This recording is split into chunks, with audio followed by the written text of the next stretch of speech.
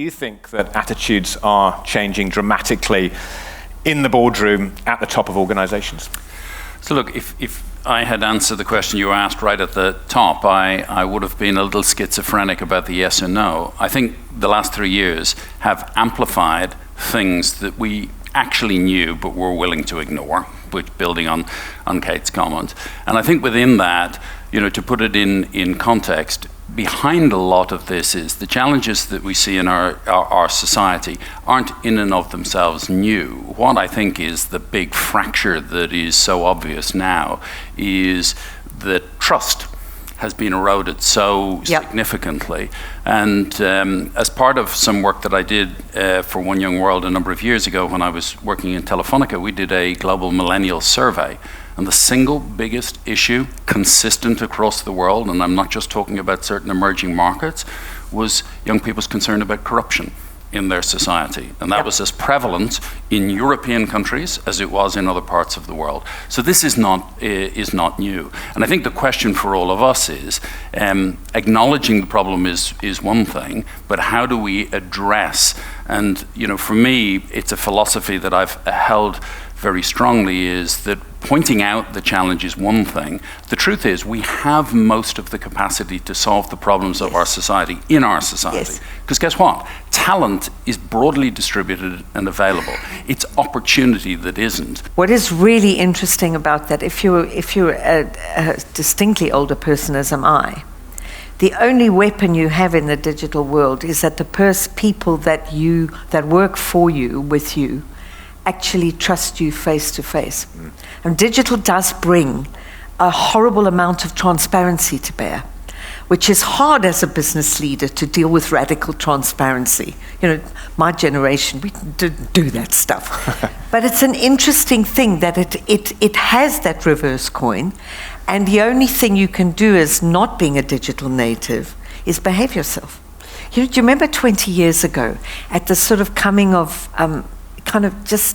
the internet was about a little bit old, 5-6 years, I was aware of it. But you remember those charts we used to see at business presentations like we had today, where the tech guys would say to us, this was the old organization, with the hierarchy, and now it's all these little circles around the place. And you were sitting there going, yeah, right. But it's as you say it is today. If you are a leader in the corporate space, you better get into it. This is about, we're saving our own lives. We're saving our species. We better get into it. There isn't any time. Mike made the point, that window's going like that, on every single aspect. We need the kind of leadership that Centuro's providing. Provide these platforms where we can rapidly expand globally and understand, damn it, once and for all. This is a group of business leaders. The business case has been proven. Case closed, okay? McKinsey, KPMG, so many organizations have proven that diverse organizations, diverse boards, diverse management teams are more successful. They build better products and services, they're more profitable. I think what we need to do is go deeper on, if we're all rational beings and get that, why is the needle not moving? Why are less than 1% of black female founders getting funding from VCs? What are the root causes of the problem? What's going on in the boardroom? What is the CEO of the company doing to really walk the talk? And I'm going to be very honest with all of you, there's too much talking the talk going on. There's too much BS from the people that I've met. When you look at their reports on diversity, when you look at this, you look at that, it's like, who is really driving the change? And I do really believe it has to come from the CEO, empowered by the board, so that she or he is seen by the rest of the organization as really believing in the diversity and inclusion agenda. So this is Rolls-Royce, the parent brand, and I've talked a little bit already about our future and the innovation trends that are driving us forward as a global power company. Electrification, that fusion of mechanical and electrical technologies, particularly in the e-aircraft space. Digitalization, the bringing together of the physical realities of the world with the kind of cutting-edge digital technologies that R2 Data Labs and R2 Factory specialize in. And then meeting this growing demand for cleaner, safer, and more competitive power across the world. And that's why our group vision as Rolls-Royce is pioneering the power that matters. We focus on those kinds of cutting-edge technologies that can deliver the cleanest, safest, and most competitive solutions to meet the planet's vital power needs. But I wanted to talk a little bit about how you go about doing that when you're trying to move an organization like Rolls-Royce, which has been around for 130 plus years, into a 21st century paradigm, into a space where the pace of innovation is increasing radically, where there are many new novel ideas coming from the startup community that want to present completely new business models or new ways of going about some of these questions. How do you actually thrive as a traditional, if you like, sort of heavy-duty engineering and manufacturing organization in that world? And this really was the question that R² Data Labs was originally formed to help Rolls-Royce to solve when we started back in 2017. So the key questions, I guess, in this pivot or perish paradigm is the enterprise of the previous century still fit for purpose in this century? What does it take to be a 21st century enterprise? How do you change yourself in order to be able to meet that challenge of being fit for purpose? And how do today's leaders transform those traditional business models and the organizational structures that underpin them in order to deliver operations that can thrive today and in the future? Summarize, the metaverse is the next evolution of the internet, and not to say be too kind of cliche, but the metaverse will change our lives, and it will change how we behave, how we interact, how we shop online, how we socially engage, almost every aspect of how we interact as a society right now. So the implications are quite powerful at this point, and it's important for us to understand in the context of the evolution of the internet that we're essentially back in 1993 when we were all kind of saying www.what? And now, you know, reflecting back on how much the internet has changed our lives in terms of giving us access to information, access to people, access to economy.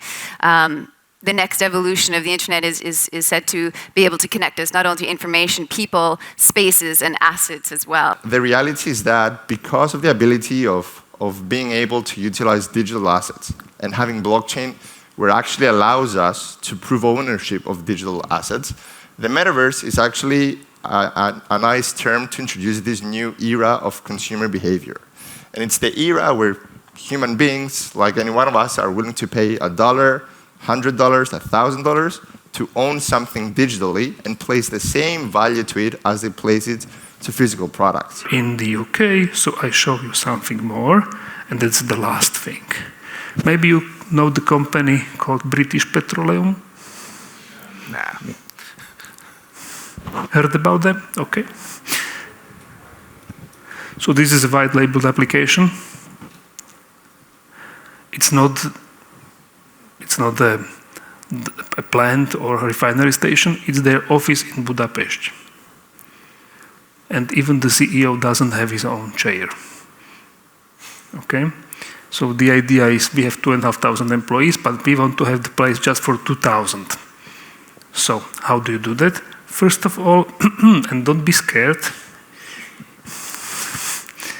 you need to know where your mices are. Now I see these faces. So you see the position of the people. If you seek someone, you just type the name in and you can find them, because this application runs on such totems. So you are on site, you can't find Andrew. Where is Andrew? Pa-pa-pam, he's on the second floor. Because if you have this occupancy data, you can begin to think about things like what department cooperates with what department, at what time, in which meeting room, and how do they work, and when they come into the office and when they leave. So you can make the office much more flexible than usually. You have plenty of meeting rooms, look at that. So you don't have just open spaces. You want to see, okay, it's for 10 people or 12, it's occupied until 20, okay, we have to have something else. So phone booths. Again, it's how does it look like? Okay, I like it, let's go there. Points of interest. Do you have massage rooms in your offices? No. And I thought that I'm in good company. They have. Maybe you should make this 300 billion as they do. Okay.